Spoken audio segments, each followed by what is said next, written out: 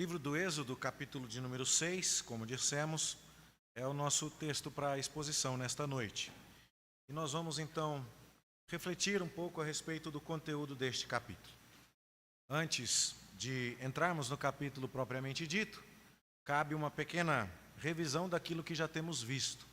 Se você perdeu as mensagens anteriores, você pode localizá-las no canal da nossa igreja. Todos os links estão no grupo de WhatsApp para os irmãos. E se você nos acompanha pela internet, o canal da igreja IPJA GIM, Igreja Presbiteriana do Jardim América em Goiânia, tem todos os cultos e ali você pode resgatar as mensagens anteriores. O que nós aprendemos até aqui é que a batalha que começou no Jardim do Éden está tendo um assalto empolgante. Aquela luta em que o inimigo tem o primeiro nocaute e cai ao chão, é justamente o episódio do Êxodo. Lá no Jardim do Éden conhecemos as duas partes. Satanás, que obteve algum domínio temporário sobre o primeiro casal, Adão e sua esposa.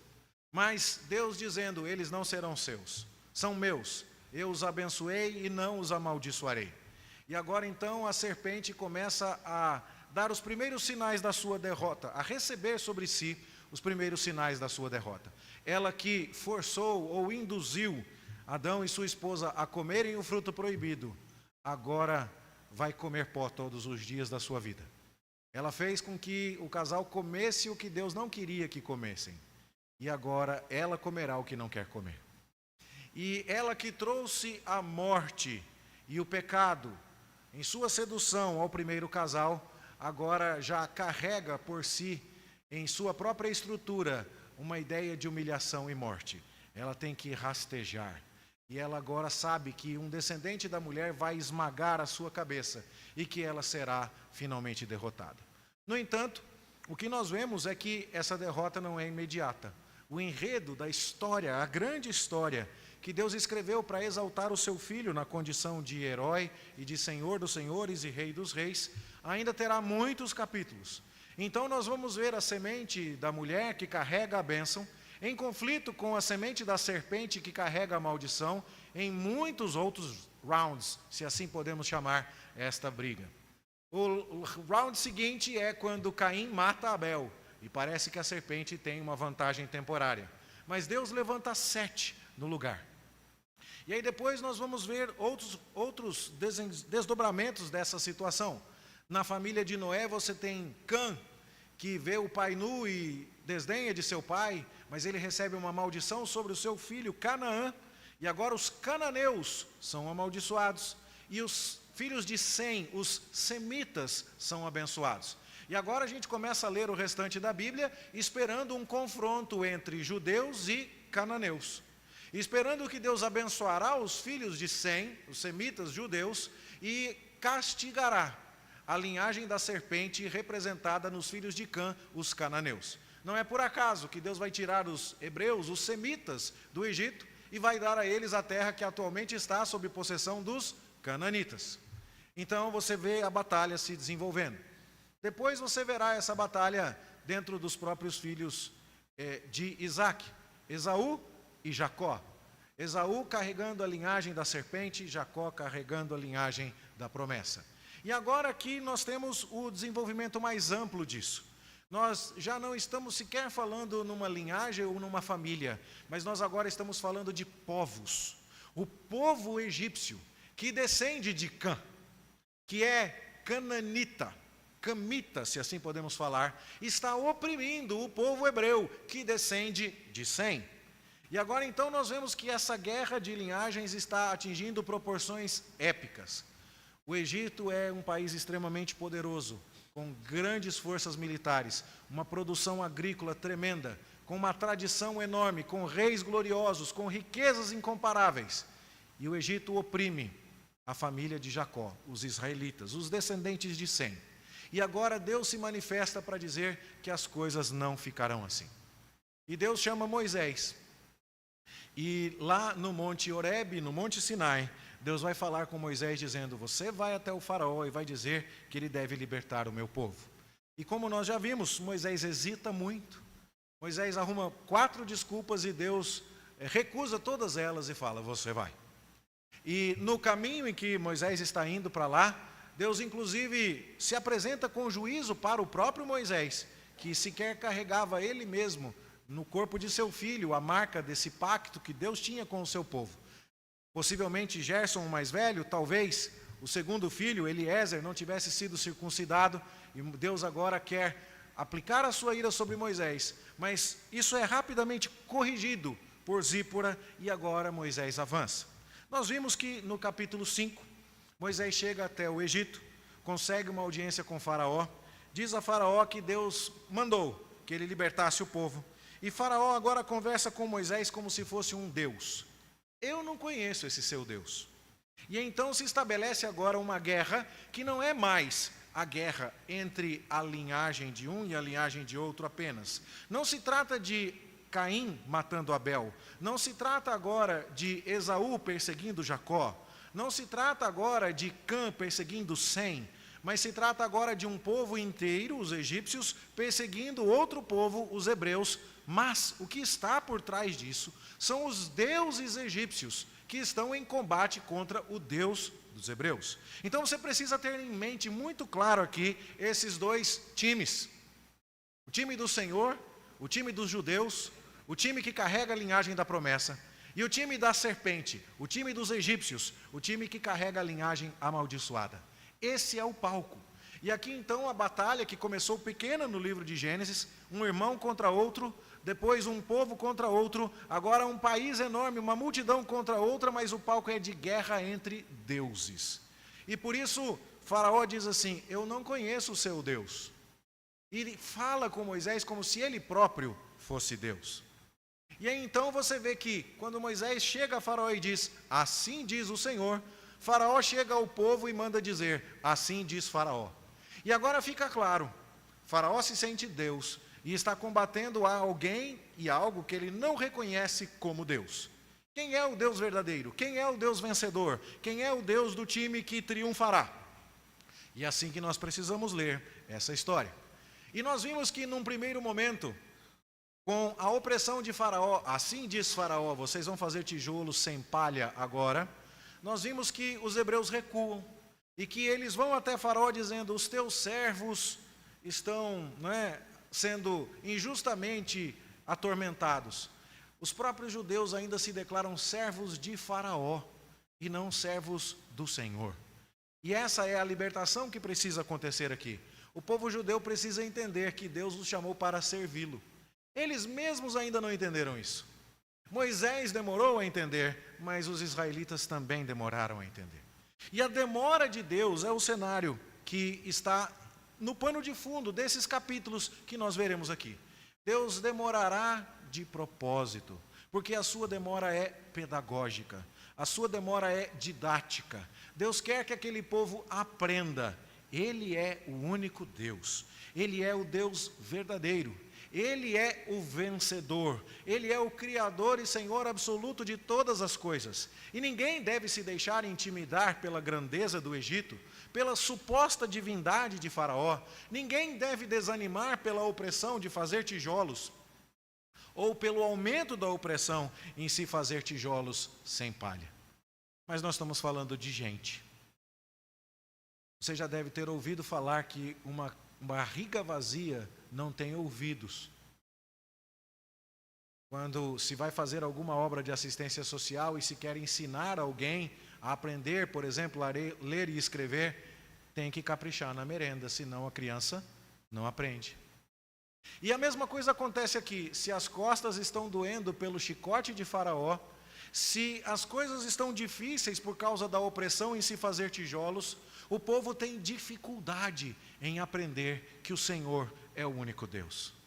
E o que nós vamos ver aqui é que nessa demora e no meio das aflições, Deus quer ensinar o seu povo. Então cheguemos agora, portanto, aos versos iniciais do capítulo 6. Verso 2 diz assim, verso 1, disse o Senhor a Moisés: agora verás o que hei de fazer a Faraó, pois por mão poderosa os deixará ir, e por mão poderosa os lançará fora da sua terra. Nós vimos na semana passada que o primeiro pedido de Deus a Faraó, através de Moisés, não foi para ele libertar todo mundo. Foi um pedido assim: deixa o meu povo andar 3 dias em direção ao deserto para que me adore. É claro que ninguém falou nada sobre voltar. E alguns chegaram a pensar que havia uma certa malandragem nesse pedido. Deixa o meu povo ir e, como eu não prometi voltar, ninguém volta. Mas não é essa a ideia. A ideia é que Faraó também está aprendendo. E quando o Faraó recusa ordens menores, Deus se apresenta com exigências cada vez maiores. E agora Faraó vai sofrendo consequências de sua desobediência, consequências essas cada vez maiores também. E aí então, quando Faraó não atende e Moisés desanima, Deus diz assim: calma, Moisés, porque agora você verá a minha mão poderosa se manifestando. O que fica claro aqui é que Deus está mais preocupado em ensinar sobre quem Ele é e sobre o que Ele é capaz de fazer, do que em trazer conforto imediato. E esta é uma lição que nós precisamos levar para a vida. Deus não está preocupado que você tenha uma vida confortável em primeiro lugar. Deus está preocupado em que você aprenda sobre quem Ele é, e esta lição é mais importante. E muitas vezes o conforto nos distrai, o conforto nos faz surdos, porque a vida está boa, não mexe com isso. E é exatamente através da aflição que nós costumamos prestar um pouco mais de atenção. C.S. Lewis dizia que o sofrimento é o megafone de Deus para os nossos ouvidos surdos. Quem é que já não passou por isso? Meu pai, 75 anos, fumava desde os 14. Fumou por 61 anos. E sempre dizia: não consigo parar, não consigo parar. Um dia começou a tossir sangue. Voltou do médico com um diagnóstico de câncer de pulmão. E o médico falou: se você fumar mais um cigarro, eu não te atendo, porque você terá meses de vida. Ele parou no dia seguinte. O que aconteceu? O chicote. Ele ouviu. E muitas vezes é assim que acontece conosco. Nós dizemos: não dá, não consigo, não estou interessado. Mas a aflição nos traz as lições. E Deus está falando com Moisés desanimado: olha só, Deus, o Senhor me mandou, eu falei com o Faraó e disse: assim diz o Senhor. O Faraó responde como se fosse Deus: assim diz Faraó, e oprime o povo, e manda o povo fazer tijolo sem palha. E agora ninguém quer me escutar. Por que o Senhor me mandou aqui? E Deus está falando: calma, eu não perdi o controle de absolutamente nada. Eu estou ensinando o meu povo e agora todos vocês verão a minha mão poderosa. O que fica claro, portanto, é que Deus não perdeu o controle de nada. Quando Moisés fala com Faraó e Faraó dobra a aposta, Moisés fala grosso, o Faraó fala mais grosso ainda, parece que tudo andou para trás. E não é verdade. Deus está dizendo: calma, Moisés, isso tudo está servindo para que vocês aprendam mais sobre o meu poder. Eu não me esqueci de nada, eu continuo no controle de todas as coisas. E é sobre isso que Deus avança falando, a partir do verso 2. Falou mais Deus a Moisés e lhe disse: eu sou o Senhor. Apareci a Abraão, a Isaque e a Jacó como Deus Todo-Poderoso, mas pelo meu nome, o Senhor, não lhes fui conhecido. Aqui nós temos um certo problema, que não é difícil de resolver, mas que foi mal explorado por muita gente. Tem gente que olha para a Bíblia à procura de erros, à procura de pontos de fraqueza, e olha para este texto e diz assim: está vendo como a sua Bíblia é fabricada? E talvez você não entenda o problema imediatamente, mas se você lê o livro do Êxodo, a impressão que você tem é que quando Moisés perguntou para Deus na sarça: quando eu falar que o Senhor me apareceu, eles vão me perguntar qual é o seu nome. E que nome que eu falo para eles? A impressão que nós temos é que Deus não havia contado esse seu nome diferente: o Senhor, eu sou o que sou, Yahvé. Que quando Deus falou com Moisés, a impressão que temos é que essa teria sido a primeira vez que esse nome é mencionado. E aí então, quando você continua a ler o texto, quando chega aqui, Deus fala com Moisés novamente: eu fui conhecido de Abraão, Isaque e Jacó, mas por esse nome, o Senhor, eu não fui conhecido deles. Eu fui conhecido por outro nome, não o nome Yahvé, mas sim o nome El Shaddai, o Deus Todo-Poderoso. Esse nome Abraão, Isaque e Jacó conheciam, mas o nome Yahvé, eu sou o que sou, eles não conheciam. E então as pessoas dizem, está vendo? O livro do Gênesis, ele foi escrito depois. Ele não é um relato da época de Moisés. Porque quando você lê o livro de Gênesis, você vê que Abraão está chamando Deus de o Senhor. E Deus está conversando com Abraão e usando este nome, o Senhor. E agora aparece o livro do Êxodo dizendo que Deus nunca falou este nome, o Senhor, para Abraão. Sua Bíblia tem erro. Sua Bíblia foi fabricada. Sua Bíblia foi manipulada.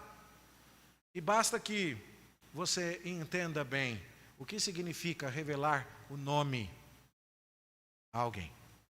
Quando você vê Sansão sendo anunciado em seu nascimento para sua mãe e para o seu pai Manoá, aparece um anjo do Senhor e eles querem perguntar o nome daquele anjo. E qual é a razão de perguntar o nome? É porque o nome concede uma certa intimidade. Se o rapaz está interessado numa moça que ele conheceu na federação de UMPs, a primeira coisa que ele quer descobrir a respeito dela é o nome. E se ele vai perguntar e ela responde, Suzana, e sai, ele já sabe que ali não adianta cavar, que não vai sair petróleo, entendeu? Não tem jeito, não vai ter nenhum tesouro ali, não tem promessas ali.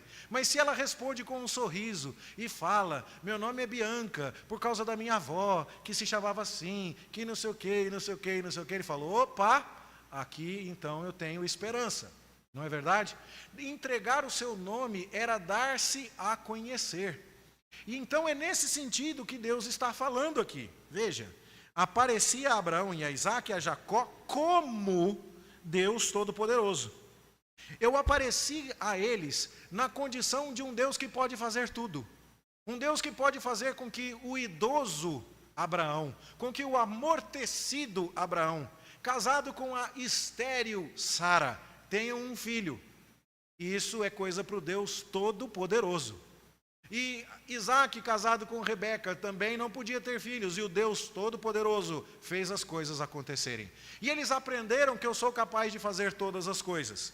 Eu apareci a eles como esse Deus. Mas pelo meu nome eu sou, pelo nome eu sou, eu não lhes fui conhecido. E como é que Deus será conhecido agora por este nome eu sou? Ele será conhecido porque, verso 7, tomar-vos-ei por meu povo e serei vosso Deus, e sabereis que eu sou o Senhor, vosso Deus, que vos tiro de debaixo das cargas do Egito. Ou seja, fazer Abraão ter filho na velhice, Sara ter filho sendo estéril, fazer Rebeca ter filho sendo estéril, cumprir todas aquelas promessas de fazer de um casal estéril uma grande nação, é tarefa que revela o atributo de Deus como El Shaddai, Todo-Poderoso. Mas tirar Israel do Egito, cumprindo suas promessas, humilhando a Faraó, humilhando os deuses egípcios, mostrando o seu interesse na nação de Israel, essa é uma ação que revelará Deus como o Deus que é aquele que é. Não existe rival para Deus. E então, quando Deus escolhe a nação do Egito, a poderosa nação do Egito, milenar nação do Egito, riquíssima nação do Egito, militarizada nação do Egito, para ali manifestar o seu poder, não vai sobrar dúvida quem é que manda no mundo, quem é o que é, quem é o Deus insuperável, invencível, o eu sou. E é isso que o texto significa. Portanto, o que aprendemos aqui é, Abraão, Isaque e Jacó tiveram lampejos dos meus atributos.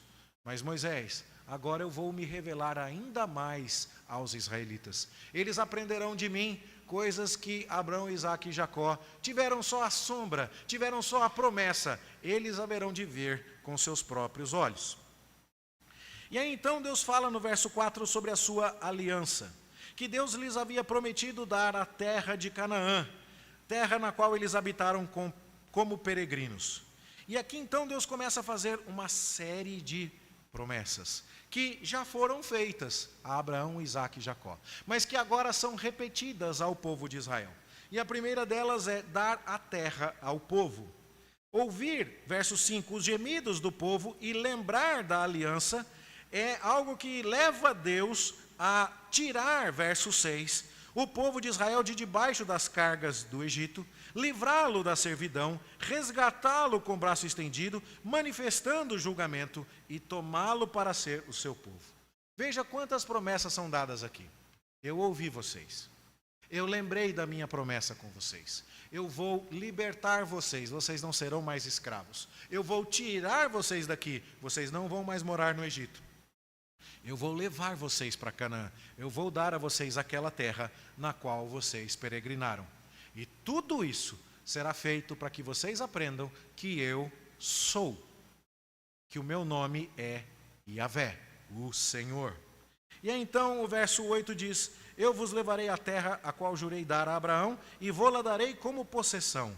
Novamente, eu sou o Senhor. Percebe que todas as vezes que essa expressão eu sou o Senhor é repetida, é porque Deus estará cumprindo de maneira miraculosa, com grandes manifestações de julgamento, as promessas que Abraão, Isaque e Jacó viram apenas à distância.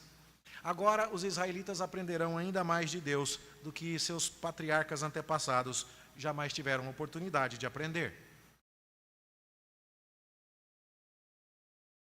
O versículo 9, melhor dizendo, diz assim: deste modo falou Moisés aos filhos de Israel, mas eles não atenderam a Moisés, por causa da ânsia de espírito e da dura escravidão. Moisés já veio com essa conversa uma vez, não foi? Quando ele chegou e vindo do deserto, ele aparece, era o príncipe que fugiu 40 anos atrás, era o príncipe que foi educado e criado na corte egípcia, que foi tido como filho da filha de Faraó, que matou um guarda egípcio protegendo um dos hebreus, e que escapou para salvar a sua própria vida. Ele voltou porque Deus o chamou, e agora ele nos deu provas de que Deus está com ele. Ele transformou a água do Nilo em sangue na nossa frente. Ele colocou a mão dentro da roupa e atirou leprosa, e depois colocou leprosa e atirou saudável novamente. Ele jogou o seu bordão ao chão e ele se transformou numa cobra, e depois pegou a cobra pela cauda e ela se transformou novamente no bordão. Nós acreditamos nesse Moisés, nós acreditamos nesse Deus. E eles foram, Moisés e Arão, até Faraó, e olha só o que deu, mesmo número de tijolos sem palha. Olha só no que deu. É muito perigoso acreditar novamente. E aqui, meus irmãos, nós temos uma lição interessante. Talvez você já conheça alguém que começou a trilhar o caminho da fé numa igreja e, de repente, teve algum tipo de frustração. Comunicado e que trouxe prejuízo à vida da pessoa. Gente que teve um primeiro contato com Deus e sofrendo algum tipo de decepcífico do povo de Israel, permitindo isso para que eles não tenham apenas a primeira experiência super. Eu não estou dizendo que não é muito interessante, mas isso não é nada perto do que você ainda vai ler no livro. Inteira infestada de gafanhotos, de irmãos, que quando nós já temos alguma maturidade na fé e já entendemos que Deus nos salvou, quando nós passamos por alguma aflição, não é que a gente vai vibrar de alegria por causa da dor, não é que a gente goste de sofrer, mas a gente pode se alegrar mesmo no meio da provação, dizendo: alguma coisa Deus vai me ensinar agora, coisa que eu não estaria disposto a aprender se eu estivesse vivendo confortavelmente. E ao sair desta situação, eu saberei mais sobre Deus do que eu sabia antes. E se conhecer a Deus e conhecer a Cristo é a vida eterna, porque Jesus disse isso: a vida eterna é esta, que te conheçam a ti, o único e verdadeiro Deus. Depois dessa tribulação haverá mais da eternidade em mim do que havia antes dela. Então eu posso enfrentar a minha tribulação com mais coragem, com mais alegria. Eu não estou dizendo a você que o processo é indolor, mas o resultado compensa. Quem faz sobrancelha, as moças sabem disso, o processo pode ser doloroso, mas o resultado compensa. Depilação laser. E agora eu posso falar, quem faz academia, sabe. Sem dor, sem ganho. Gente, eu treinei perna ontem, eu estou aqui só Jesus na causa. Mas tá bom. Por quê? Porque eu estou me sentindo bem, porque eu estou dormindo bem, porque meu estado de humor até está melhor, estou mais bem-humorado. Mas tudo isso vem através do sofrimento. E é assim esse nosso estado de existência atual. Deus está tratando as coisas conosco desta maneira. Então, meus irmãos, o povo de Israel não quer ouvir. E sabe o que acontece? Deus não se preocupa. Deus falou: Moisés, fala com o faraó. O faraó não ouviu. Aí Moisés reclama: Deus, o faraó não ouviu. Deus falou assim: calma que você vai ver ainda. Aí então Deus chega e fala: Moisés, agora fala para o povo. Vocês vão me conhecer como grande eu sou. E eu vou fazer coisas maravilhosas. Aí Moisés fala para o povo. E o povo não escuta. Ninguém está escutando Deus aqui ainda, você percebeu? Quem foi o primeiro que Deus chamou? Moisés. Moisés escutou? Não, ficou arrumando desculpa. Aí quando Moisés finalmente escutou, e ainda precisou levar um susto tremendo no caminho para o Egito, quase morre pelo juízo de Deus. Quando Moisés chega lá, ele fala com o faraó. O faraó não escuta. Aí o faraó desconta nos hebreus. Aí Deus manda Moisés falar com os hebreus. E os hebreus não escutam. Você percebe? Deus gosta de falar com quem não escuta, né? Sabe como é que eu sei disso? Porque Ele falou com você que está aqui hoje. E você não ia escutar se não fosse a ação de Deus na sua vida. Toda a história do Êxodo é a encenação da nossa jornada espiritual. Nós estávamos escravizados. Qualquer hora a gente canta de novo, como cantou no domingo passado. E eu vi no sorriso de vocês ali que todo mundo gostou. Foi saudoso. No Egito escravo fui. Essa é a nossa história. Eu também sou um escravo egípcio aqui. Eu também sou alguém que, se viessem falar de Deus para mim, por minha natureza carnal, morto em meus delitos e pecados, eu diria: eu não quero saber de Deus. No entanto, Deus falou comigo assim mesmo. Deus falou com Moisés assim mesmo. Deus falou com o faraó assim mesmo. Deus falou com os israelitas assim mesmo. E é o que está acontecendo aqui. E aí então a gente vê o avanço do texto no verso 10. Falou mais o Senhor a Moisés dizendo: vai ter com Faraó, rei do Egito, e fala-lhe que deixe sair da sua terra os filhos de Israel. Moisés, porém, respondeu ao Senhor dizendo: eis que os filhos de Israel não me têm ouvido, como pois me ouvirá Faraó? Deus, eu não estou com moral nem com o pessoal do meu povo, nem israelita me escuta. O senhor acha que o Faraó vai me escutar? E Deus, novamente, não está preocupado com isso. O que ele diz? Não obstante, falou o Senhor a Moisés e a Arão, e lhes deu mandamento para os filhos de Israel e para Faraó, rei do Egito, a fim de que tirassem os filhos de Israel da terra do Egito.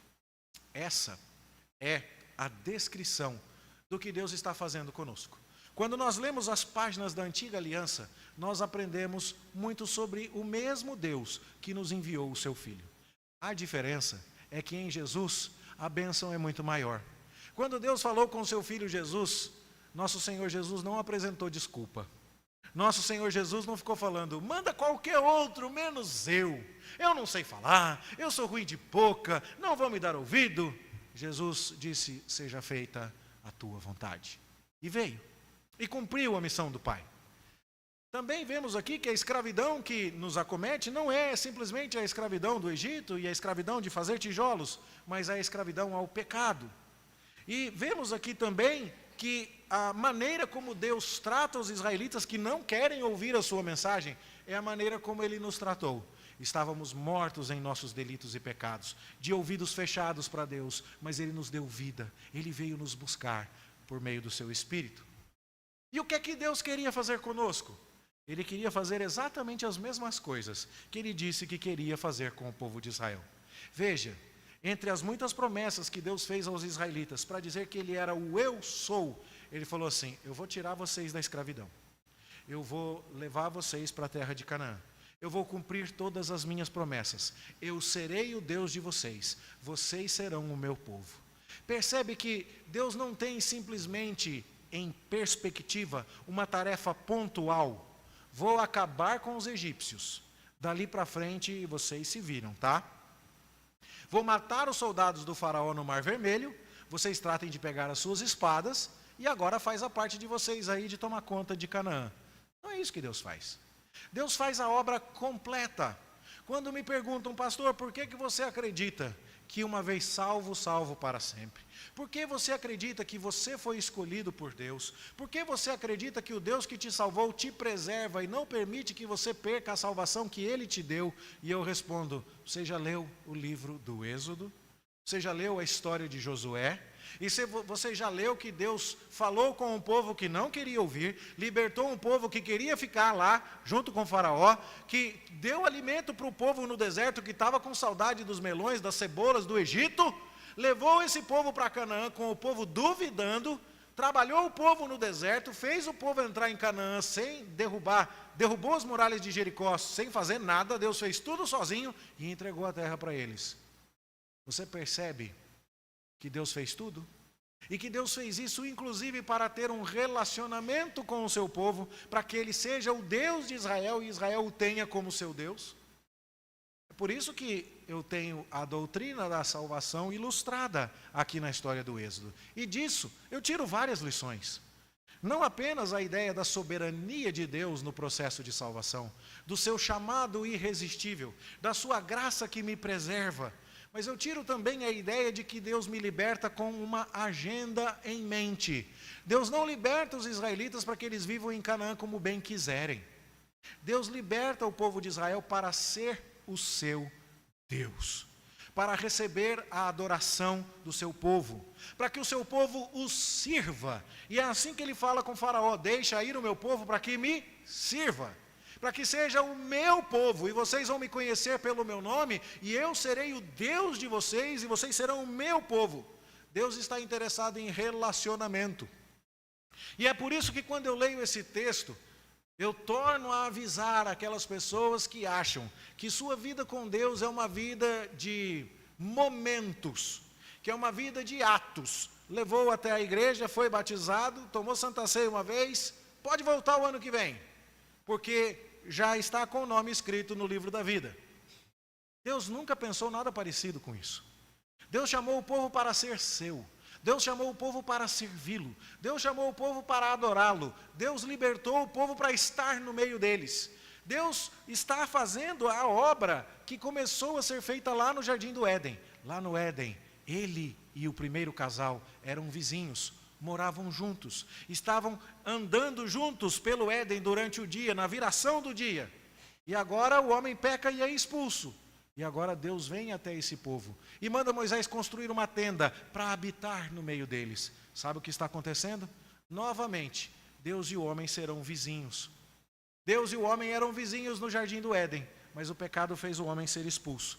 Agora, Deus vai tirar o povo do Egito e lá no deserto vai construir uma tenda e vai habitar no meio do seu povo e vai ser vizinho do seu povo novamente. A ideia, portanto, e o plano de Deus e a agenda de Deus é que você entenda todas estas coisas em conjunto. Deus não está interessado apenas então somente em levar você para o céu, vivendo você a vida que você quer. Não é isso que Deus faz, em lugar nenhum da Bíblia. Não é essa ideia de levantei a mão um dia, fui lá na frente, alguém fez uma oração por mim, eu chorei de joelhos e disse que aceitava Jesus e pronto, e agora ele já me salvou e agora deixa eu viver minha vida porque a minha eternidade está resolvida. Essa não é uma religião que a Bíblia pregue. Deus chamou a mim e a você para sermos dele, para sermos o seu povo, para vivermos diante dele, para que a nossa alegria fosse ele, para que nós o conhecêssemos como o Senhor, e a cada dia que nós o conhecemos mais, nós possamos conhecê-lo mais, nós possamos dizer: Deus, como o Senhor é lindo, como o Senhor é maravilhoso, como a tua palavra é sábia, como é prazer para o meu coração aprender do Senhor, entender melhor o Senhor. Deus quer que nos deslumbremos com ele, como Moisés e os israelitas haveriam de se deslumbrar, de um jeito que Abraão, Isaque e Jacó não haviam entendido. Só que eu e você podemos fazer isso ainda mais. Por quê? Porque Deus mostrou isso tudo aos israelitas através de Moisés. Mas Deus mostrou coisas ainda maiores para nós, através de Jesus. E você percebe uma sessão estranha para terminar o capítulo 6, uma genealogia. E a primeira pergunta é: o que esse monte de nome está fazendo aqui, não é verdade? E eu acredito que depois de termos estudado Gênesis, a gente começa a ficar um pouco mais otimista com relação às genealogias, Eu me lembro principalmente do sermão sobre a genealogia de Esaú. Vários irmãos falam: pastor, como é que tinha tanta coisa lá, Porque realmente as genealogias são ricas. E aqui nós temos a genealogia de Moisés e de Arão. E a pergunta é: o que a genealogia de Moisés e Arão está fazendo aqui? Bom, você tem algumas pistas. Primeira delas, veja o versículo 26. São estes Arão e Moisés. É curioso que o nome de Arão veio na frente, né? Embora no final está dizendo lá do verso 27, são estes Moisés e Arão. Ok, pode ser poético isso, mas o fato é que nós estamos aprendendo mais sobre Arão, aqui nesta genealogia, do que sobre o próprio Moisés. É porque eles estão indo em dupla. Moisés foi o comissionado, mas Arão é o seu porta-voz. Moisés é que tem a boca presa, sei lá como, alguns dizem que era gago, nós não sabemos. Arão é que falava fluentemente. E os dois é que estão indo até Faraó. Quem são estes homens que Deus está usando? Se você já leu o livro do Êxodo até aqui, você sabe a história de Moisés. Você sabe que era para ele ser jogado no rio Nilo, que a mãe dele o colocou numa arca calafetada com betume, que nos lembra da história de Noé, que a filha de Faraó o tirou dali e o criou como seu filho, o chamou de Moisés, tirado da água, e aquela coisa toda. E então você sabe que ele foi um príncipe do Egito, e essas histórias eram todas conhecidas dos hebreus que estavam saindo do Egito para ir para Canaã. Mas e Arão? Podia ser conhecido de alguns, mas não tanto como um príncipe que agora retornou do deserto. E aí então essa genealogia meio que legitima Arão como alguém que Deus vai usar. E além de legitimar Arão como um legítimo israelita, essa genealogia vai preparar todo mundo para entender o que Deus fará no deserto e no tabernáculo. E eu já explico.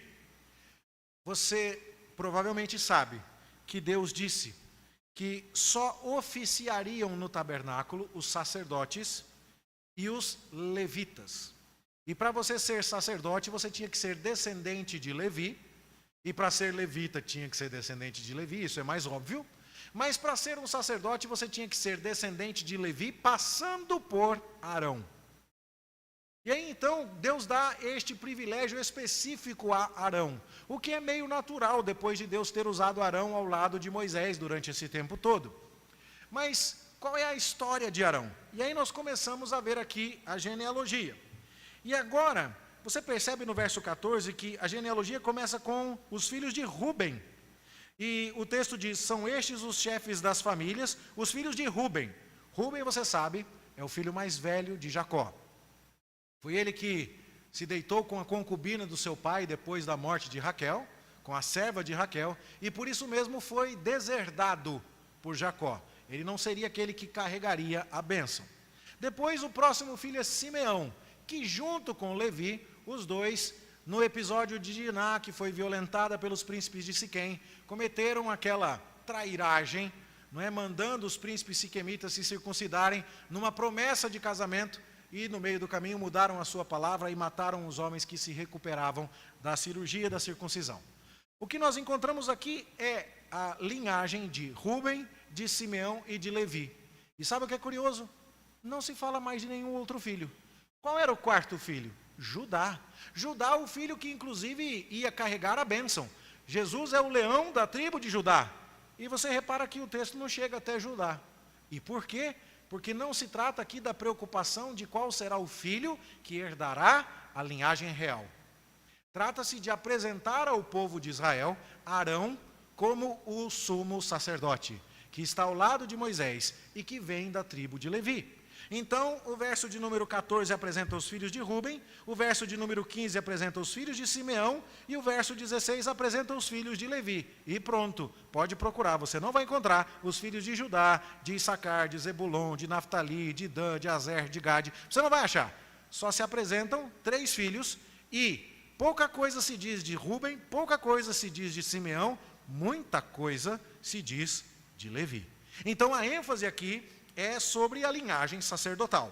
E Levi tem 3 filhos, verso 16, Gerson, Coate e Merari. Os gersonitas, os coatitas e os meraritas serão responsáveis pelo transporte do tabernáculo. Quando Deus dá ao povo de Israel uma tenda que será montada no deserto, cada tribo tem o seu papel. Eu não sei de cor. Quando estudar mais à frente isso, é capaz que eu decore novamente. Eu já decorei uma vez, mas agora eu esqueci. E não é importante para nós no momento. Uma dessas tribos era encarregada de desmontar o tabernáculo. A outra era encarregada de embrulhar. E a outra era encarregada de carregar. E cada um fazia a sua parte. E era um privilégio tremendo para eles. Gersonitas, coatitas e meraritas. Eles estão sendo apresentados aqui. Eles já estão vivos quando o povo de Israel está saindo do Egito. E eles vão carregar o tabernáculo por 40 anos pelo deserto, até chegar em Canaã. Eles são introduzidos aqui, dando, portanto, uma ideia. Pessoal, está todo mundo preocupado. Será que Deus vai conseguir mesmo? Vocês viram o que aconteceu da última vez que Moisés foi falar com o faraó? Mais chicote no lombo, mesma quantidade de tijolo, menos palha. Será que Deus vai mesmo conseguir fazer isso? Bom, Deus falou que é para ficar todo mundo tranquilo. Que Ele vai se manifestar como Deus eu sou. E não só isso, Ele mandou prestar atenção em quem é o pessoal que vai trabalhar servindo a Deus no deserto, enquanto o tabernáculo estiver sendo carregado. Você entende isso? É Deus tomando providência. Imagina que vovô está morrendo e fala para você que vai deixar o terreno para você. Mas você não tem muita certeza, que o vovô não está com pressa de ir no cartório fazer a escritura e está tossindo muito, o pobre velho. E aí, você fica naquela dúvida e chega de repente e ele entrega para você um relógio daqueles de cuco que fica na parede da sala dele. E ele fala assim, ó, esse relógio aqui eu quero que você coloque na casa que você vai construir no terreno que eu vou te dar. Aí você fala assim, uau, ele começou a tomar providências como quem de fato pensa em me doar o terreno. Quando Deus apresenta a genealogia e a linhagem dos homens que vão liderar o povo de Israel no deserto, é porque Ele está falando sério. Não precisa ficar preocupado, não. Deus vai fazer tudo. E deixa eu te apresentar quem são as pessoas que vão te liderar lá. Quem são as pessoas que vão falar com o faraó, vão levar a minha voz até faraó e vão conduzir vocês durante todo o deserto. Então a genealogia sim se justifica. E o que nós vemos aqui? Nós vemos que aparecem dados, inclusive, sobre o pai de Moisés, Amrão, verso 20, e a sua mãe Joquebede, que por sinal era sua tia, né? Tia de Amrão, e ela dá à luz a Arão e Moisés, que são irmãos. E então você vai ter vários outros nomes aqui, nomes que serão importantes na história posterior. Os próprios filhos de Arão, que nós conhecemos, e eles estão lá no verso 23, Nadab, Abiú, Eleazar e Itamar. Nós veremos que eles eram homens importantes em Israel, porque eram filhos do sumo sacerdote. E, no entanto, ofereceram fogo estranho diante do Senhor, Nadab e Abiú, e foram consumidos. Porque Deus é o eu sou, não importa a linhagem nobre deles. Todas estas coisas, portanto, preparam o cenário para muita coisa que virá. Inclusive o Finéias aqui, que é da linhagem levítica e que é um sacerdote fiel, que zela pela pureza do povo de Israel. Bom, nós não vamos nos deter aqui, mas o fato é, o resumo deste capítulo. Todo mundo está duvidando, ninguém está escutando mais. Moisés falou com o faraó tirou a palha, o faraó aumentou os açoites. Moisés reclamou para Deus, e Deus falou, calma, eu vou manifestar o meu poder. Eu estou lembrado de tudo que eu prometi, e você vai ver coisas que Abraão, Isaque e Jacó não viram. Eles me conheceram como El Shaddai, vocês me conhecerão como Yahvé. E eu tenho um plano para vocês. Eu vou libertar vocês, eu vou tirar vocês daqui, eu vou levar vocês para Canaã, eu vou habitar no meio de vocês, eu vou lhes dar aquela terra, eu serei o seu Deus e vocês serão o meu povo. Anota aí o nome do pessoal que vai conduzir essa história. Calma. Assim a genealogia começa a fazer sentido. E a gente começa a entender, portanto, que não há nenhum texto na Escritura que não seja dado para o nosso ensino, para a nossa exortação e para a nossa edificação. Irmãos, as perguntas aqui já são meio óbvias e eu creio que elas já foram feitas ao longo da minha exposição. A pergunta é, tem alguém que figuradamente andou levando alguma chibatada nas costas dos capatazes de Faraó e está com o ouvido meio surdo às promessas de Deus? Você entende? Deus está falando, pera, daqui a pouquinho vocês vão me conhecer de um jeito que Abraão, Isaque e Jacó não conheceram. Confia. Olha aqui, ó, eu tenho um plano, vou tirar vocês, vou libertar, vou dar Canaã, vou habitar no meio de vocês, serei o seu Deus. Mas o povo não escuta, porque o povo está dando mais ouvido à voz do trauma. O povo está dando mais ouvido à voz da dor. O povo está mais interessado em comodidade do que em santidade. Será que tem alguém aqui hoje à noite que está mais preocupado em ter uma vida tranquila do que em conhecer Deus como o grande eu sou? Esta é uma pergunta que nós precisamos nos fazer. Nossos ouvidos estão surdos? Nós estamos recusando a voz de Deus em nome de alguma outra coisa que parece nos interessar mais do que o próprio conhecimento de Deus? Esta é uma questão. Uma segunda questão que precisamos nos perguntar: nós entendemos que o plano de Deus para nós tem começo, meio e fim, e que Deus não está interessado em fazer conosco as etapas 1 e 2 e deixar o resto ao nosso próprio entendimento? Deus não está interessado em libertar você de Faraó, em tirar você do Egito, introduzir você em Canaã e depois deixar você viver a vida que você quer. Tanto é que os israelitas tentaram isso, e o que aconteceu com eles? Foram exilados. Deus não está interessado em salvar você sem ser o seu Senhor. Ou Jesus é o Senhor da sua vida, ou Ele não é o seu Salvador.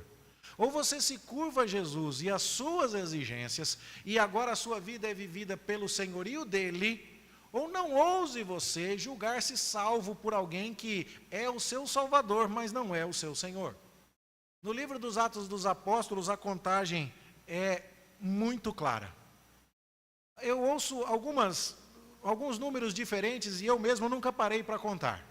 Mas é alguma coisa em torno de 13 vezes no livro dos Atos dos Apóstolos, os discípulos de Jesus apresentam Jesus como Salvador. Mas 97 ou 110 vezes, nas contagens diferentes, eles apresentam Jesus como Senhor. Jesus está interessado em que você o confesse como seu Senhor, como o dono da sua vida, como aquele que te comprou. Você precisa olhar e falar: o escravo era eu, o surdo era eu, quem não escutava era eu, quem estava com as costas doendo era eu, quem não queria saber era eu, e Deus foi lá e me trouxe, e agora eu sou dele, e ele é meu Deus, e eu sou o seu povo. E é assim que eu vou viver para Ele, servindo, adorando, trabalhando, glorificando ao Senhor. A Escritura não conhece outro tipo de relacionamento entre Deus e o seu povo. Nós também podemos aplicar isso aqui pensando, meus irmãos, nas genealogias mais uma vez. Todas as partes da Bíblia são importantes. E agora, eu creio que nós temos crescido nessa compreensão. Quando nós formos estudar agora Nadab e Abiú, os filhos de Arão, que morrem fulminados no tabernáculo por desrespeito ao culto instituído por Deus, nós vamos nos lembrar aqui. Quando nós formos lembrar que Deus consagrou Arão como sumo sacerdote, aquele que tinha autorização para entrar no Santo dos Santos, nós vamos ver que ele vinha da tribo de Levi. Quando nós olharmos então as outras coisas que vão acontecer, nós veremos que todos os nomes que aqui estão dados são importantes. Mas nós veremos uma coisa mais importante ainda. Você olha para o sacerdócio ao longo da Escritura e você vê que por diversas e diversas vezes os sacerdotes ensinaram por interesse. Lembra dos filhos do sumo sacerdote Eli, que eram corruptos, que se alimentavam dos sacrifícios ali, que tentaram manipular Deus, levando a Arca da Aliança para a guerra com os filisteus? E você olha para isso, e olha para este texto e diz assim: espera aí, eu preciso de alguém melhor ainda do que Arão. Você percebe lendo a Escritura que o Moisés não serve. Ele já começou dando sinais de fraqueza ali. Você lê o texto de Arão, e você já sabe que Nadab e Abiú, filhos de Arão, morreram. E você lê, inclusive, vários outros aqui, e tem outros que lideraram revoltas, como a revolta de Corá, descendentes de Arão, que não serviram. E aí, então, eu e você ficamos esperando alguém que seja melhor do que Moisés, alguém que seja melhor do que Arão, para nos dar uma libertação melhor e mais profunda do que aquela libertação que Deus deu, revelando-se como o eu sou aos israelitas. E nós sabemos muito bem quem é esse melhor. É o Senhor Jesus. E é assim que a gente vive esperando esta grande e final redenção. Já fomos libertos do pecado. já não estamos mais debaixo das garras de Satanás, mas ainda estamos experimentando as dificuldades e as dores da peregrinação no deserto. Ainda estamos sendo trabalhados por Deus em nossas lutas diárias, mas esperamos aquele que é melhor do que Moisés, aquele que é melhor do que Arão e que voltará e nos fará felizes com ele para todo sempre. E é assim que nós devemos ler esse texto. E é assim que nós devemos terminar esse culto. Nós precisamos terminar cantando: ansioso espero, Senhor Jesus, a tua volta, o grande dia em que tu virás. Então subiremos e contigo estaremos para sempre. Pense numa coisa só. Você não devia ter essa esperança de estar com Cristo para sempre no céu, se estar com Cristo aqui na terra hoje não é prazer para você. Não faz sentido. Não faz sentido dizer: vem Senhor Jesus, se Ele não é o Senhor da tua vida. Não faz sentido cantar: vai ser ótimo ficar com o Senhor o dia inteiro, se não te parece bom ler a palavra de Deus hoje. Se o relacionamento que você tem com Deus é assim: eu só quero libertação, mas não quero servidão. Eu quero sair do Egito, mas eu não quero que o Senhor seja o meu Deus. Não, não é assim. O povo de Deus agora vai cantar: Senhor, termina a obra. O Senhor que já me chamou quando eu não queria. O Senhor que me salvou quando eu não te procurava. O Senhor que me trouxe apesar de mim. O Senhor que fez comigo coisas muito maiores do que Moisés fez com os israelitas. Por meio do teu filho Jesus, que é maior do que Moisés. Vem logo, Senhor Jesus. Termina essa obra, porque eu estou aprendendo aqui. Eu quero ver o plano consumado. Essa é a sua esperança? Essa é a minha esperança. Se for, cante comigo: Alfa e